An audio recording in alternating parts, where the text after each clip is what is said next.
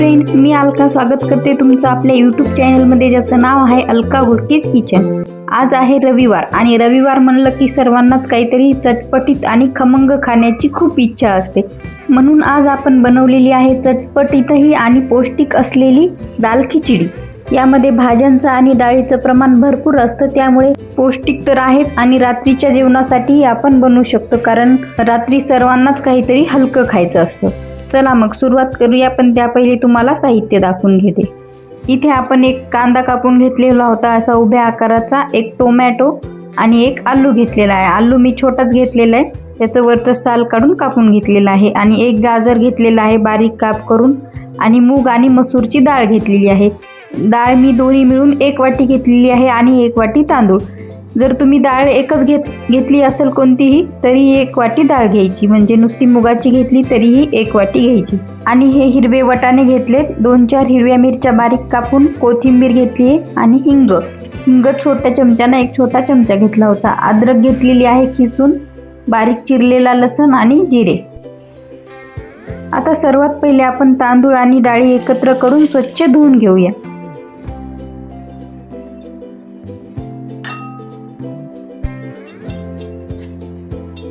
तांदूळ आणि डाळी स्वच्छ धुवून घेतलेल्या आहेत. आता आपण यामध्ये पाणी टाकून घेऊया. डाळ खिचडी शिजवायला घालताना पाणी यामध्ये 3 पट जास्त घालायचं. तांदूळ आणि डाळी जर 2 वाट्या असतील तर 6 वाटी आपल्याला इथे पाणी घ्यायचे. आणि यामध्येच आलू, गाजर आणि थोडं टोमॅटो टाकून घ्यायचे आणि चवीनुसार हळद आणि मीठ टाकायचे. आता याला कुकरला लावून याच्या 3 शिट्ट्या करून घेऊया.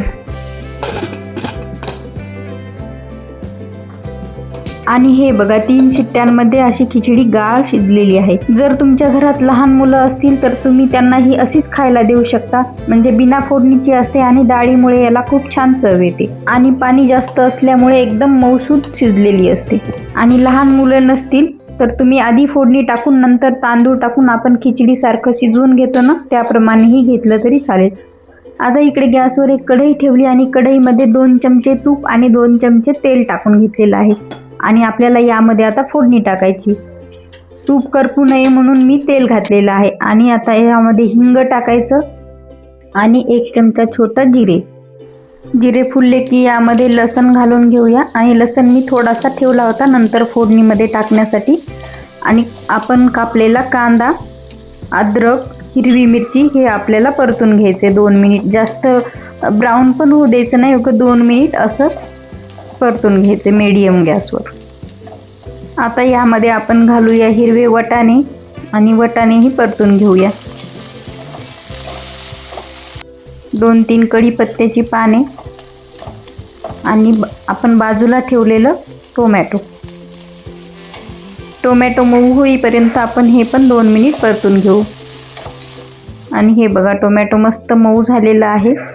आता त्यामध्ये मसाले टाकून घेऊया.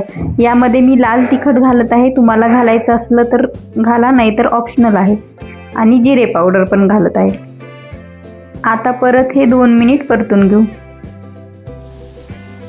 तुम्हाला यामध्ये आणखी कुठल्या भाज्या घालायच्या असतील तर तेही तुम्ही घालू शकता. आता मसाले करपू नये म्हणून आपण यामध्ये थोडंसं पाणी घालूया आणि बारीक चिरलेली कोथिंबीर टाकून घेऊ. आणि हे तुम्ही बघू शकता, मसाले मस्त परतले आहेत आणि त्याला तेल पण मस्त सुटलेलं आहे. आता आपण यामध्ये टाकून घेऊया मऊसूत शिजलेली खिचडी. मसाले छान परतत आहेत, त्यामुळे याचा एकदम मस्त सुगंध येत आहे. जर तुम्हाला यातली काही खिचडी अशीच ठेवायची असेल बाजूला तर फोडणीमध्ये टाकायच्या पहिले तुम्ही ठेवू शकता. जर लहान मुलांना खायची असेल किंवा मग तुम्हालाही ॲसिडिटी किंवा मग तिखट खायचं नसेल तर साधी पण खाल्ली ना तर एकदम मस्त चव येते तोंडाला. आता याला परतून घेऊया आणि यामध्ये थोडंसं गरजेनुसार पाणी घालून घेऊ, कारण आपल्याला दाल खिचडी ही थोडीशी सैल करायची. कारण खिचडी ही सैलच असते थोडी, दाल खिचडी म्हणजे एकदम अशी कोरडी नसते. आता खिचडीला मस्त अशी एक उकळी आणून घेऊया, म्हणजे सर्व मसाल्याची ही चव खिचडीमध्ये उतरेल आणि खिचडी एकजीव होईल आणि चव एकदम भारी लागेल.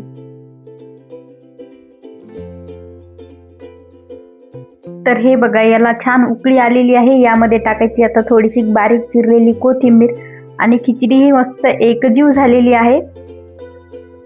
वाव, किती मस्त दिसत आहे ना. बघूनच भूक लागेल आणि खायला बसण्याची इच्छा होईल अशी आपली आज दाल खिचडी झालेली आहे. खायची नसेल तरी 2 प्लेट आरामात खाऊ शकाल अशी खिचडी ही झालेली आहे. चला, तुम्हाला कशी वाटली मग आजची रेसिपी? आवडली ना? आता यावरती आपल्याला मस्त असा तडका घालून घ्यायचा आहे तुपाचा, किंवा मग बटर असेल तर तुम्ही बटरही घालू शकता. इकडे गॅसवर एक तडका पॅन ठेवलेला आहे आणि त्यामध्ये 1 चमचा तूप टाकून घेतलेला आहे. तुमच्या आवडीनुसार तुम्ही तूप कमी जास्त घालू शकता. तुपाने याला खूप छान फ्लेवर येतो. आता यामध्ये टाकून घेऊया आपण बारीक चिरलेला लसण. आपण फोडणी घालताना जे बाजूला ठेवलेला होता ना, तोच लसण मी यामध्ये घालून घेतलेला आहे. आता याला तळून घेऊया आणि तळला की गरम गरम तडका असा खिचडीमध्ये घालून घ्यायचा.